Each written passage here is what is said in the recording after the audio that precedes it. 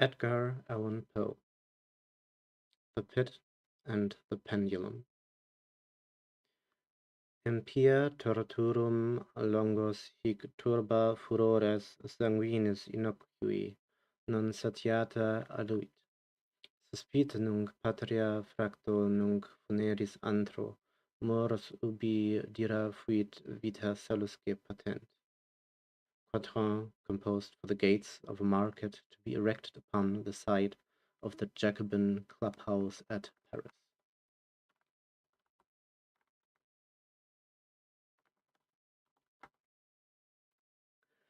I was sick, sick unto death with that long agony, and when they at length unbound me, and I was permitted to sit, I felt that my senses were leaving me.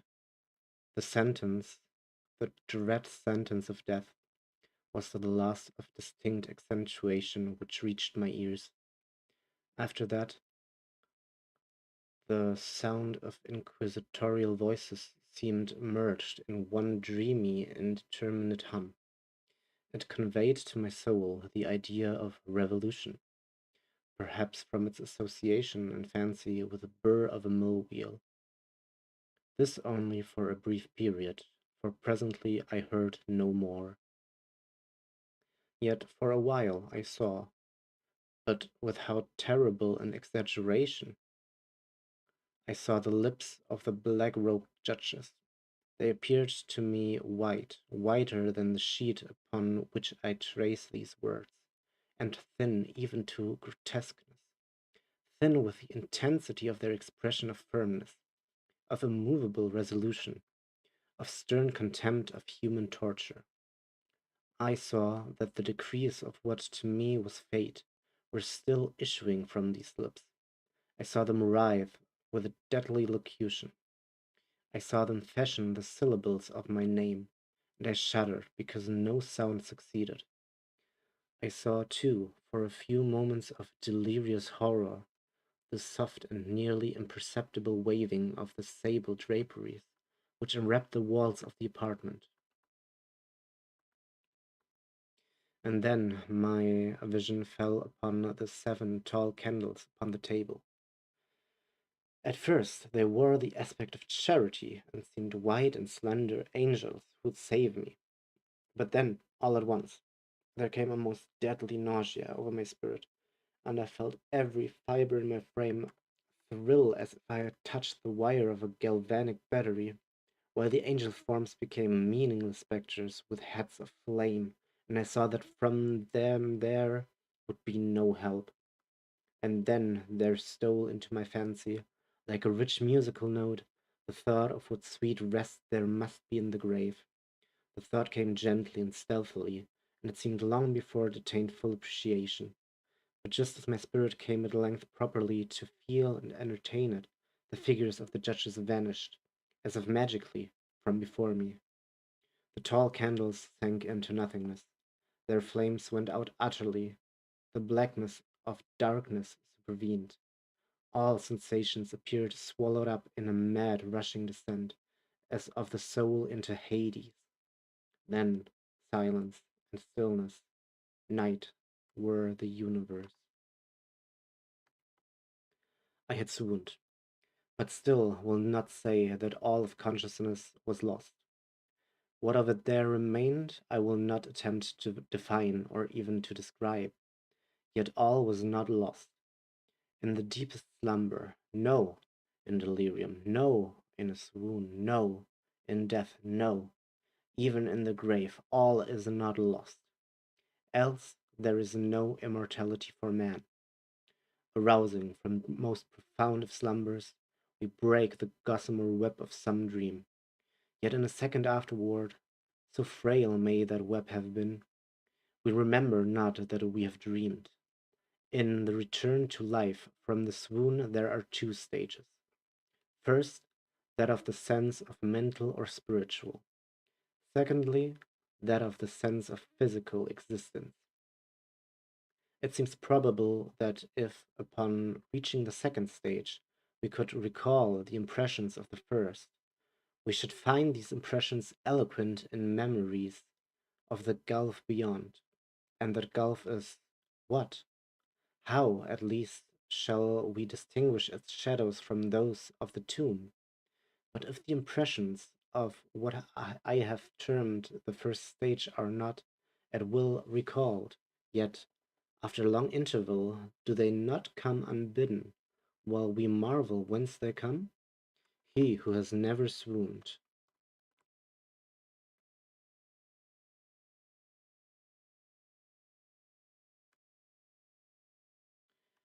he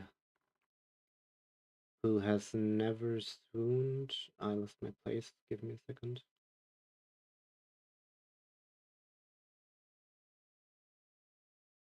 He who has never swooned is not he who finds strange palaces and wildly familiar faces and coals that glow, is not he who beholds floating in mid-air the sad visions that the many may not view, is not he who ponders over the perfume of some novel flower, is not he whose brain grows bewildered with the meaning of some musical cadence which has never before arrested his attention.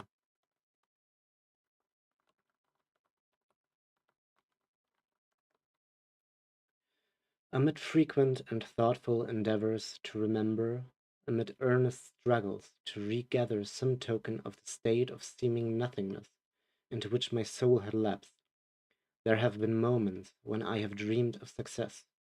There have been brief, very brief periods when I have conjured up remembrances which the lucid reason of a later epoch assures me could have had reference only to that condition of seeming unconsciousness. These shadows of memory tell, indistinctly, of tall figures that lifted and bore me in silence down, down, still down, till a hideous dizziness oppressed me at the mere idea of the indeterminableness of the descent. They tell also of a vague horror at my heart, on account of that heart's unnatural stillness. Then comes a sense of sudden motionlessness throughout all things, as if those who bore me, a ghastly train, had outrun, in their descent, the limits of the limitless, and paused from the wearisomeness of their toil. After this I call to mind flatness and dampness, and then all is madness, the madness of a memory which busies itself among forbidden things. Very suddenly there came back to my soul motion and sound, the tumultuous motion of the heart, and, in my ears, the sound of its beating. Then a pause in which all is blank.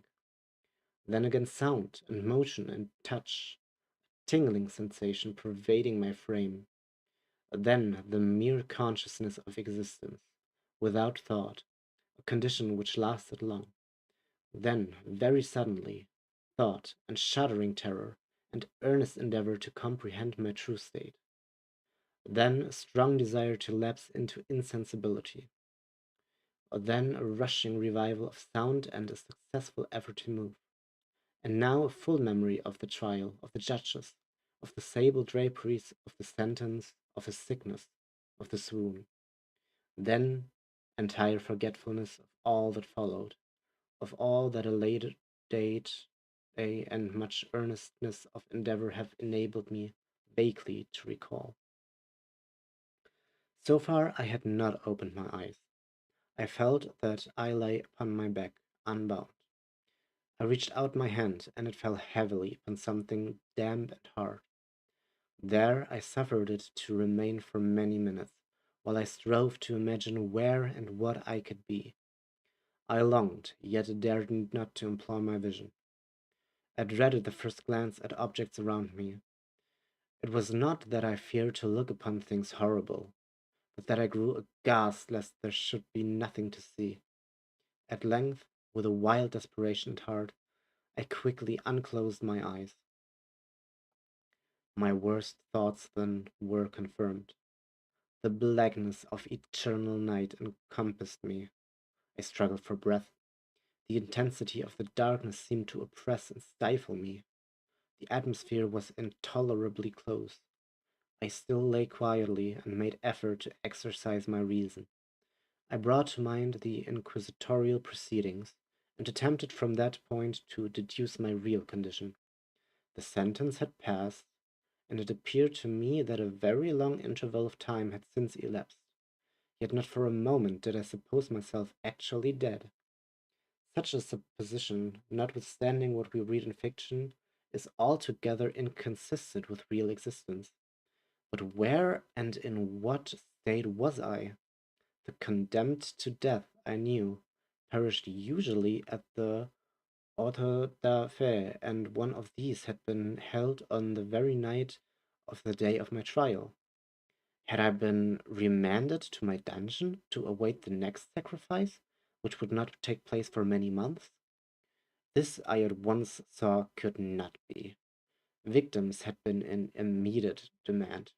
Moreover, my dungeon, as well as all the condemned cells at Toledo, had stone floors, and light was not altogether excluded.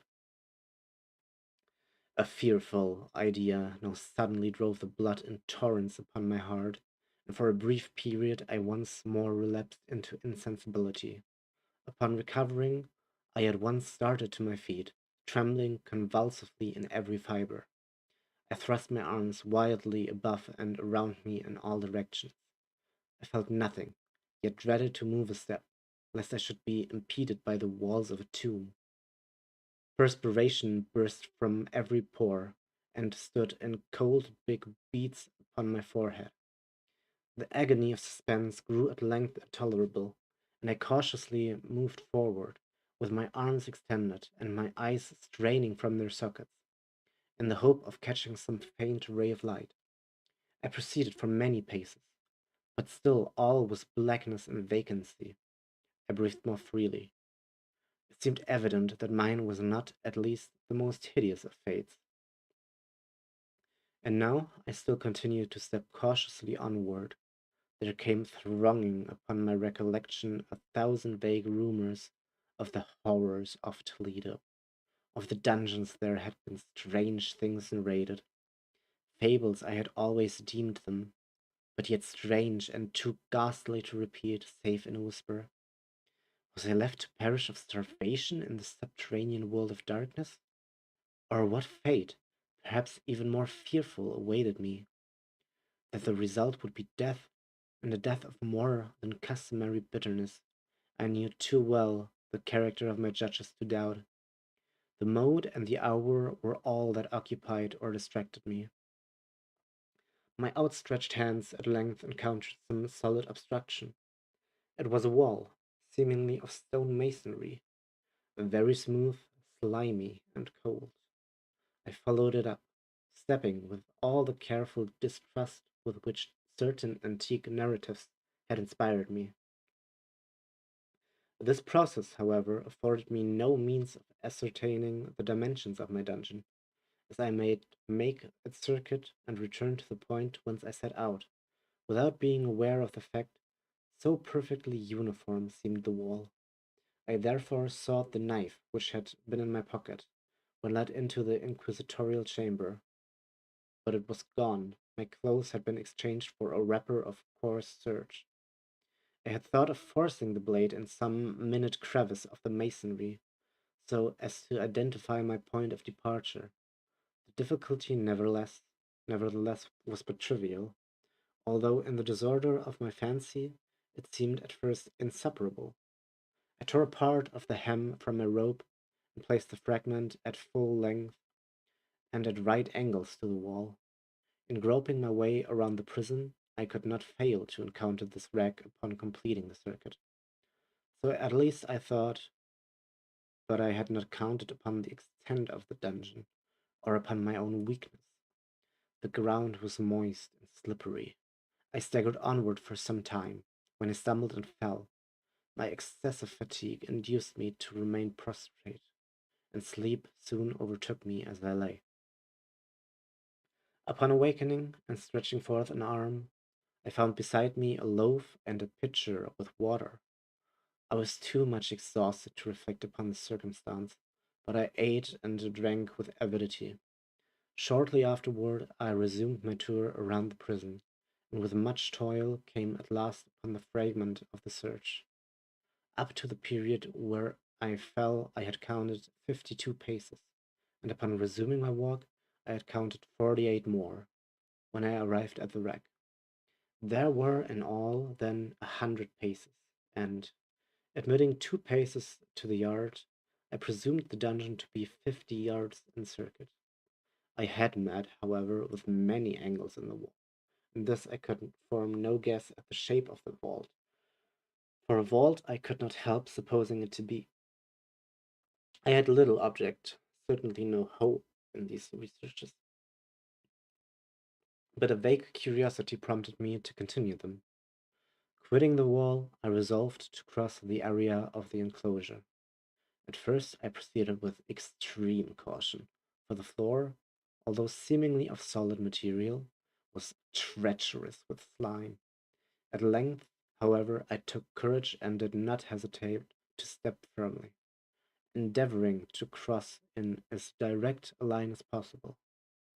I had advanced some 10 or 12 paces in this manner, when the remnant of the torn hem of my rope became entangled between my legs.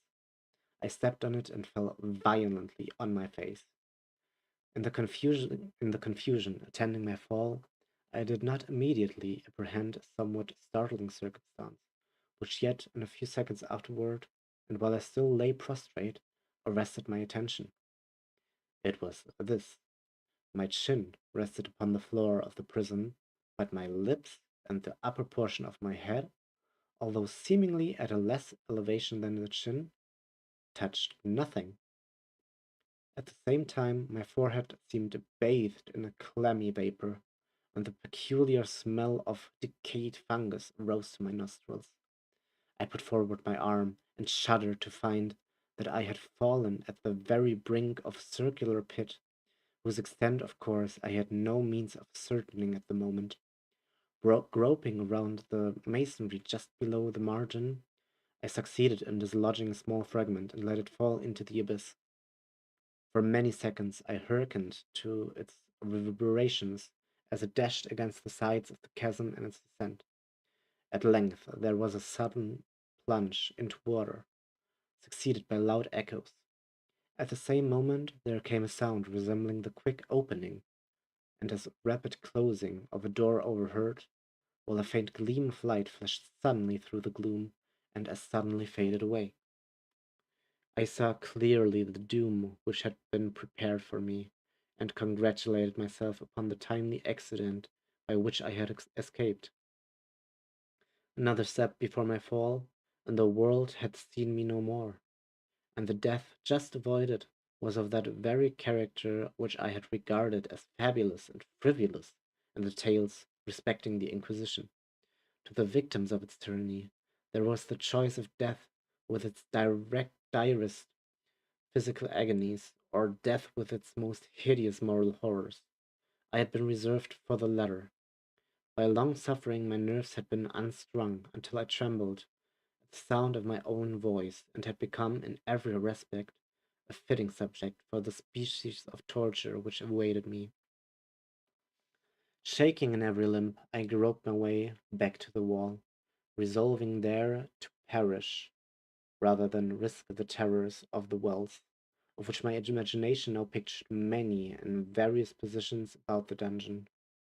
In other conditions of mind, I might have had courage to end my misery at once by a plunge into one of these abysses, but now I was the veriest of cowards.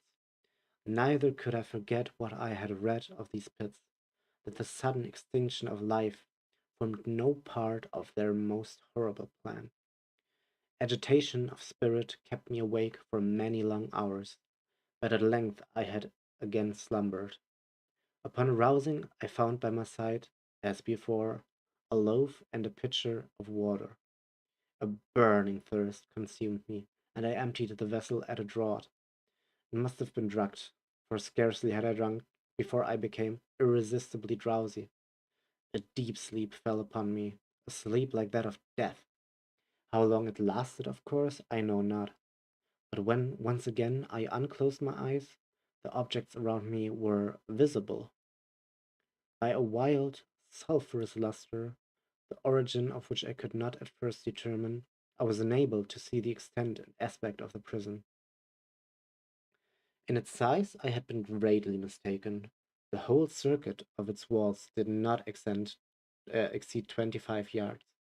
For some minutes this fact occasioned me a world of vain trouble.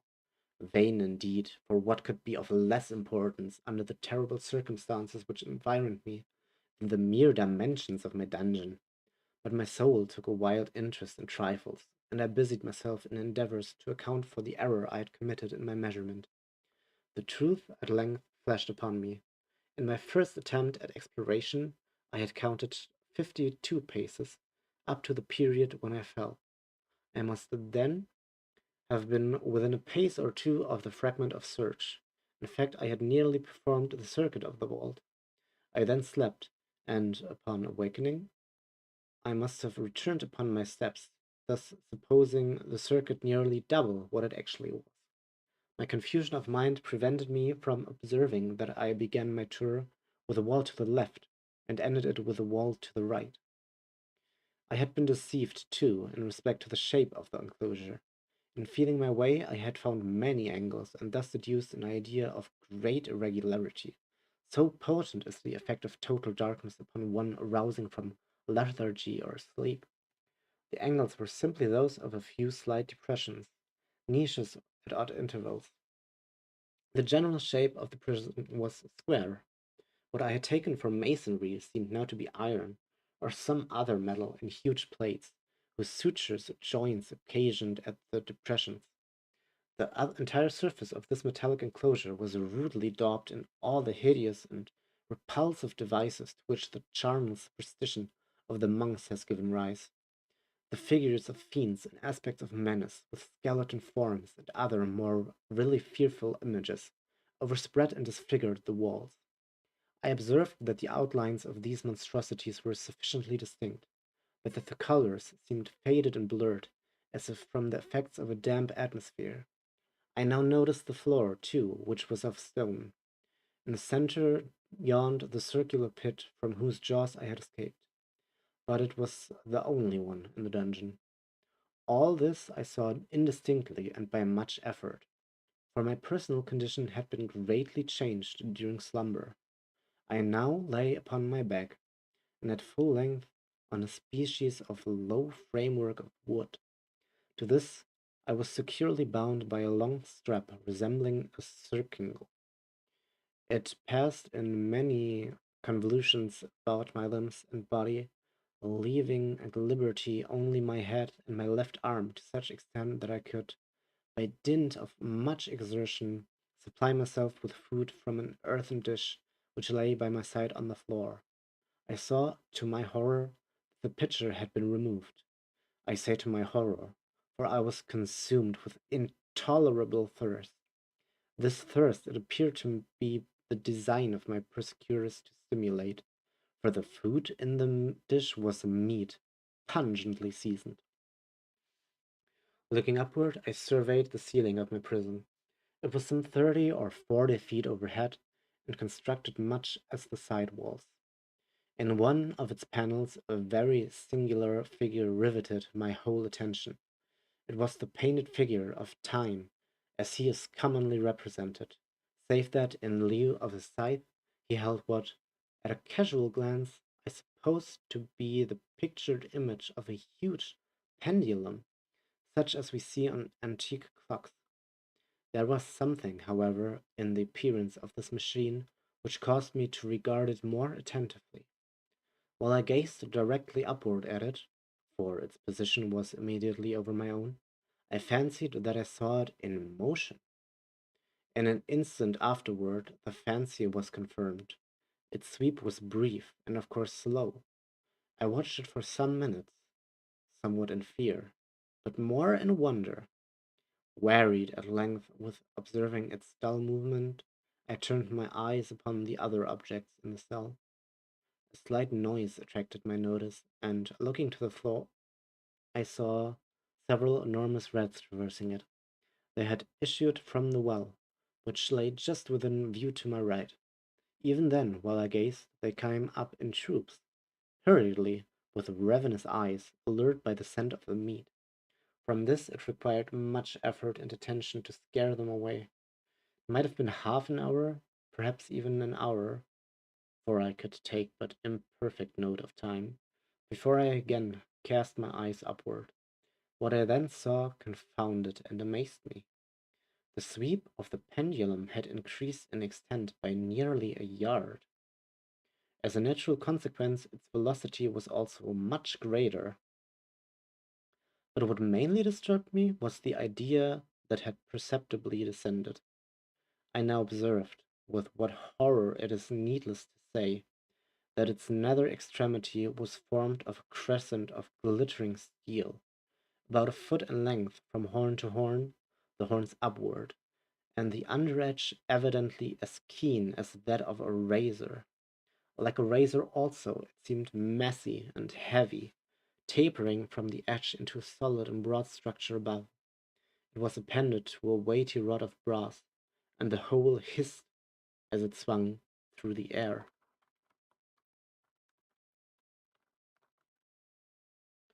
I could no longer doubt the doom prepared for me by monkish ingenuity and horror.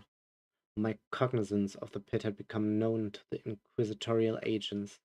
The pit, whose horror had been destined for so bold a recusant as myself. The pit, typical of hell and regarded by rumor as the ultima thule of all their punishments. The plunge into this pit I had avoided by the merest of accidents. I knew that surprise or entrapment into torment formed an important portion of all the grotesquerie of these dungeon deaths. Having failed to fall, it was no part of the demon plan to hurl me into the abyss, and thus, there being no alternative, a different and a milder destruction awaited me. Milder! I half smiled in my agony as I thought of such application of such term. What boots it to tell of the long, long hours of horror, more than mortal, during which I counted the rushing vibrations of the steel, inch by inch, line by line, with a descent only appreciable at intervals that seemed ages. Down and still down it came. Days passed, it might have been that many days passed, ere it swept so closely over me as to fan me with its acrid breath. The odor of the sharp steel forced itself into my nostrils. I prayed. I wearied heaven with my prayer for its more speedy descent. I grew frantically mad, and struggled to force myself upward against the sweep of the fearful scimitar, and then I fell suddenly calm, and lay smiling at the glittering death, as a child at some rare bauble. There was another interval of utter insensibility. It was brief, for upon again lapsing into life, there had been no perceptible descent in the pendulum, but it might have been long, for I knew there were demons who took note of my swoon, and who could have arrested the vibration at pleasure. Upon my recovery, too, I felt very, oh, inexpressibly, sick and weak, as if through long inanition. Even amid the agonies of that period, the human nature craved food. With painful effort I outstretched my left arm as far as my bonds permitted, and took possession of the small remnant which had been spared me by the rats. As I put a portion of it within my lips, there rushed to mind a half-formed thought of joy, of hope. Yet what business had I with hope? It was, as I say, a half-formed thought. Many man has many such which are never completed. I felt that it was of joy, of hope, but felt also that it had been perished in its formation. In vain I struggled to perfect, to regain it. Long suffering had nearly annihilated all my ordinary powers of mind. I was an imbecile, an idiot. The vibration of the pendulum was at right angles to my length. I saw that the crescent was designed to cross the region of the heart. It would fray the serge of my robe. It would return and repeat its operations again and again, notwithstanding its terrifically wide sweeps, some 30 or more, some 30 feet or more, and the hissing vigor of its descent, sufficient to sunder these very walls of iron. Still, the fraying of my rope would be all that, for several minutes, it would accomplish. And at this thought I paused. I dared not go farther than this reflection. I dwelt upon it with a pertinacity of attention, as if, in so dwelling, I could arrest here the descent of the steel. I forced myself to ponder upon the sound of the crescent as it should pass across the garment, upon the peculiar thrilling sensation which the friction of cloth produces on the nerves. I pondered upon all this frivolity until my teeth were on edge. Down, steadily down it crept. I took a frenzied pleasure in contrasting its downward with its lateral velocity, to the right, to the left, far and wide, with the shriek of a damned spirit, to my heart with the stealthy pace of the tiger. I alternately laughed and howled as the one or the other idea grew predominant. Down, certainly, relentlessly down. It vibrated within 3 inches of my bosom. I struggled violently, furiously, to free my left arm. This was free only from the elbow to the hand. I could reach the latter from the platter beside me, to my mouth, with great effort, but no farther. Could I have broken the fastenings above the elbow, I would have seized and attempted to wrest the pendulum. I might as well have attempted to arrest an avalanche. Down, still unceasingly, still inevitably down. I gasped and struggled at each vibration. I shrunk convulsively at its every sweep. My eyes followed its outward or upward whirls with the eagerness of the most unmeaning despair. They closed themselves spasmodically at the descent, although death would have been a relief. Oh, how unspeakable! Still I quivered in every nerve to think how slight a sinking of the machinery would precipitate that keen, glistening X upon my bosom. It was hope that prompted the nerve to quiver, the frame to shrink. It was hope, the hope that triumphs on the rack, that whispers to the death condemned, even in the dungeons of the Inquisition. I saw that some 10 or 12 vibrations would bring the steel in actual contact with my rope, and with this observation there suddenly came over my spirit all the keen, collected calmness of despair. For the first time during many hours, or perhaps days, I thought. It now occurred to me that the bandage, or surcingle, which enveloped me was unique. I was tied by no separate cord. The first stroke of the razor-like crescent athwart any portion of the band would so detach it that it might be unwound from my person by means of my left hand. But how fearful in that case the proximity of the steel, the result of the slightest struggle, how deadly!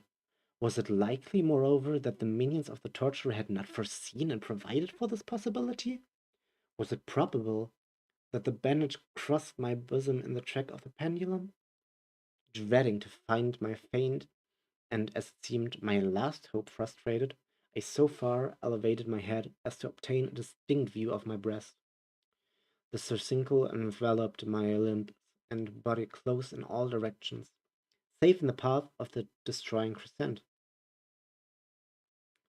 Scarcely had I dropped my head back into its original position, when there flashed upon my mind what I cannot better describe than as the unformed half of that idea of deliverance to which I have previously alluded, and of which a moiety only floated intermittently through my brain when I raised food to my burning lips.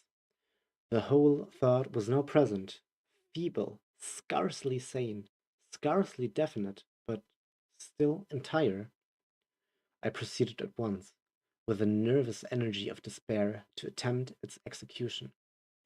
For many hours the immediate vicinity of the low framework upon which I lay had been literally swarming with rats. They were wild bold, ravenous, their red eyes glaring upon me as if they waited but for motionlessness on my part to make me their prey.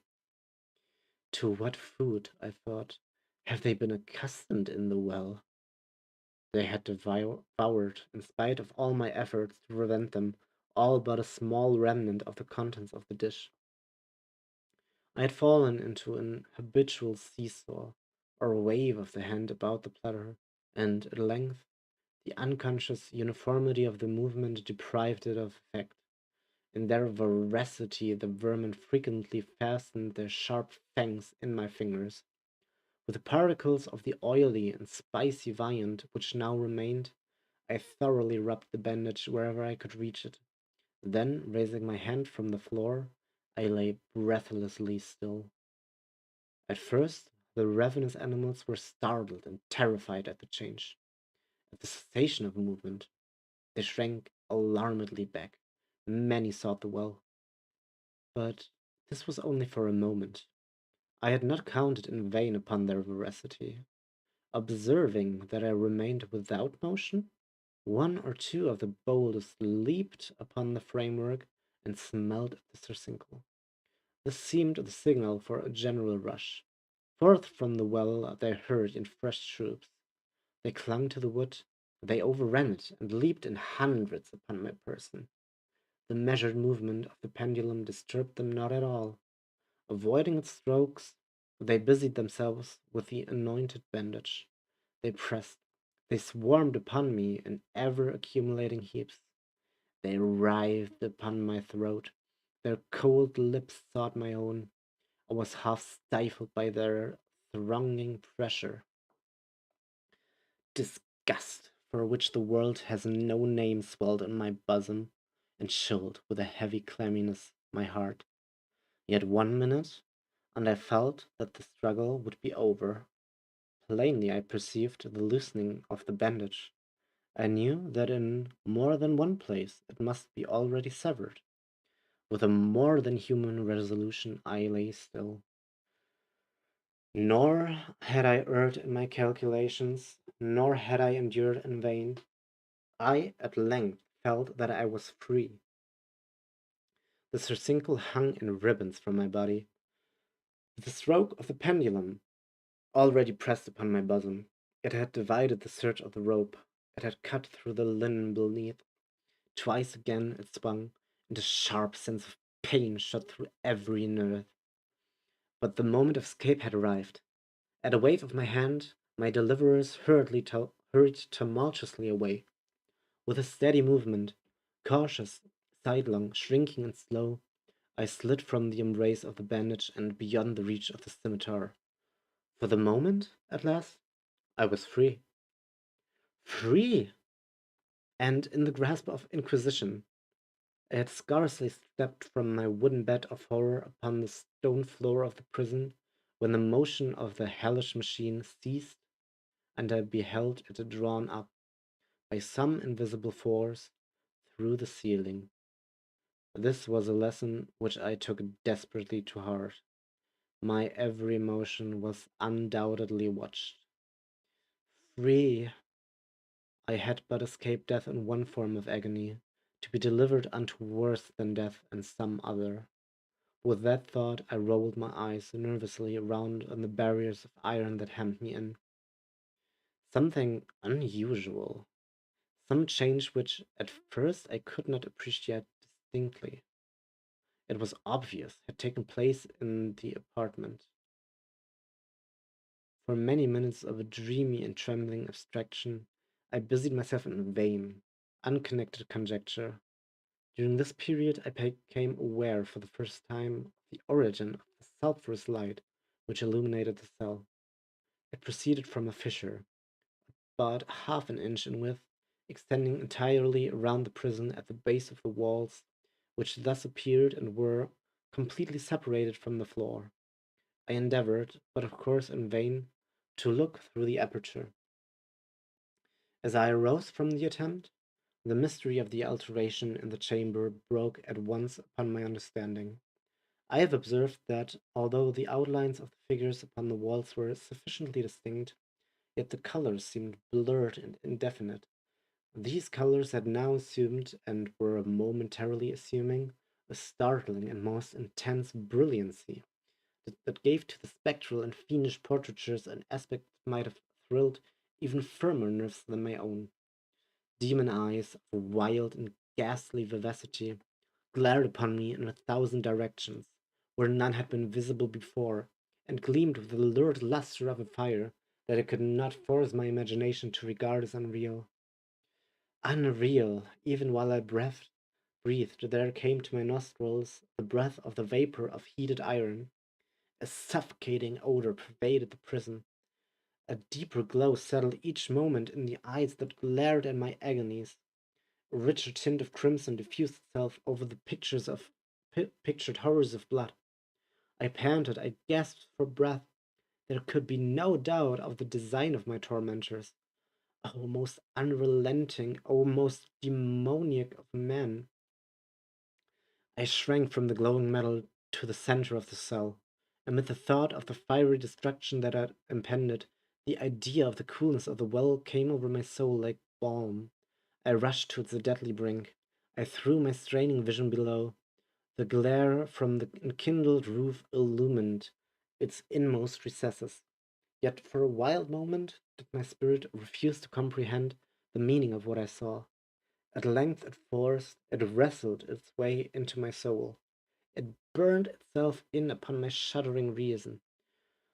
Oh, for a voice to speak! Oh, horror! Oh, any horror but this! With a shriek I rushed from the margin, and buried my face in my hands, weeping bitterly. The heat rapidly increased, and once again I looked up, shuddering as with a fit of ague. There had been a second change in the cell, and now the change was obviously in form. As before, it was in vain that I at first endeavored to appreciate or understand what was taking place, but not long was I left in doubt. The inquisitorial vengeance had been hurried by my twofold escape, and there was to be no more dallying with the King of Terrors. The room had been square. I saw that two of its iron angles were now acute, two consequently obtuse. The fearful difference quickly increased with a low rumbling or moaning sound. In an instant the apartment had shifted its form into that of a lozenge. But the alteration stopped not here. I neither hoped nor desired it to stop. I could have clasped the red walls to my bosom as a garment of eternal peace. Death, I said. Any death but that of the pit. Fool! Might I have not known that into the pit it was the object of the burning iron to urge me? Could I resist its glow? Or, if even that, could I withstand its pressure? And now, flatter and flatter grew the lozenge, with a rapidity that left me no time for contemplation. Its center, and of course its greatest width, came just over the yawning gulf. I shrank back, but the closing walls pressed me resistlessly onward. At length, for my seared and writhing body, there was no longer an inch of foothold on the firm floor of the prison. I struggled no more, but the agony of my soul found vent in one loud, long, and final scream of despair. I felt that I tottered upon the brink. I averted my eyes. There was a discordant hum of human voices. There was a loud blast as of many trumpets. There was a harsh grating as of 1,000 thunders. The fiery walls rushed back.